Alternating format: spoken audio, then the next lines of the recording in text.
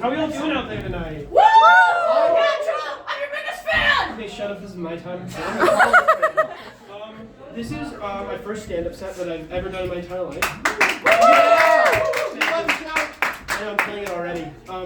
So earlier today, I signed up and I was thinking about what I wanted to do for stand-up day, and a couple of ideas crossed my mind.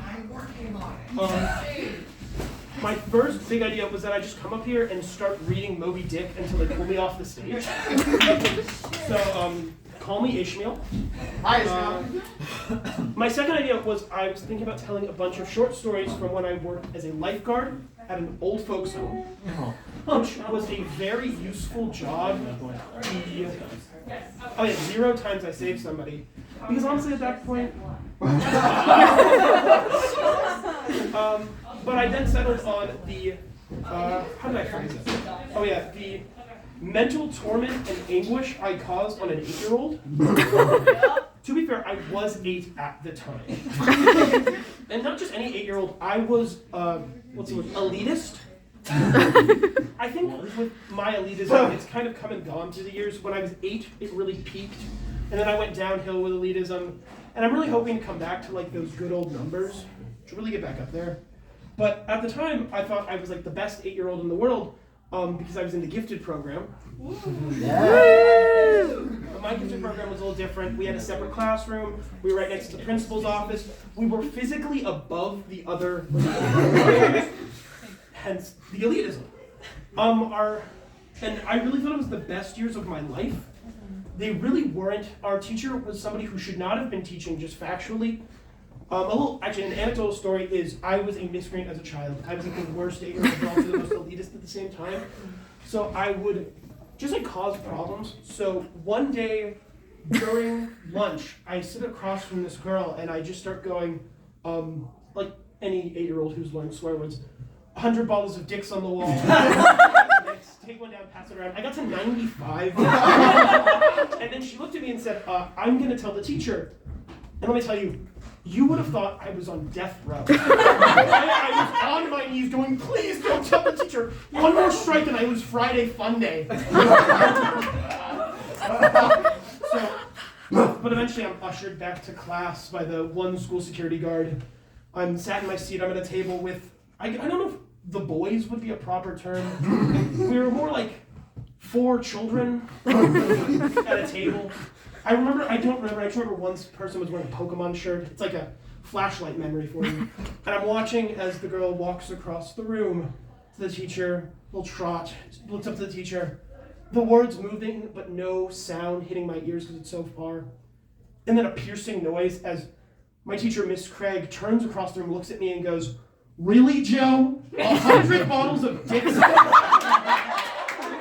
of the 4th grade class, we're all here watching this. And I'm like, okay.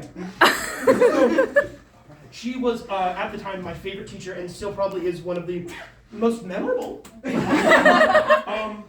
So there was this one kid in the class, his name was Charlie.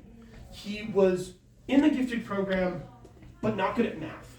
But I came to the conclusion that he didn't deserve to be in the gifted program because I was elitist. And so I look at this kid and he learned a trick. He learned a little life hack. If he started fake crying, he didn't have to do work. Me today would have realized that that's gaming the system and that's real and I should support that. But me back then saw him as a cheat, a liar, and frankly someone I didn't like. At one point, he was told, if you finish all your math in 10 minutes, I will give you a Tootsie Roll by the teacher. To which he speed did his math in 3 minutes. The teacher looked at him and then said, "You don't get a Tootsie Roll.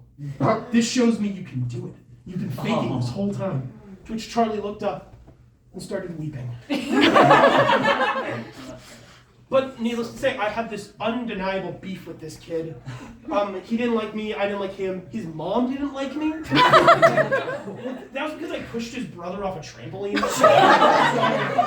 That one was more deserved, I think. So I come to this ideal one day that I'm going to pants this kid. Because I'm a child raised on TV in America, and I'm like, what else can I do? I'm powerless. But I realized that that's too simple. If I pantsed him, it's over, That's the game. I won. So I did something a little bit more complicated. For 3 months, I would walk up behind Charlie and I'd tug on his pants and I would say, "Not today." "Maybe tomorrow, Charlie." You see, what I was doing was building fear. I knew that when I was going to strike, I'd know what's happening, but that he wouldn't. And one day, I don't know what happened on this day, but I snapped. Gym class, Mr. Mahoney, dodgeball day. Oh, God. But no one knew that we were going to have to dodge this. Mr. Mahoney in the corner, Charlie standing right in the middle of the room, the class already leaving. I walk up to Charlie, tug. "Oh, not today." I take 3 steps. I turn. I sprint, drop to my knees. I slide. I pull his pants down, and in a smooth motion, I stand up and I walk. The teacher was watching this whole thing.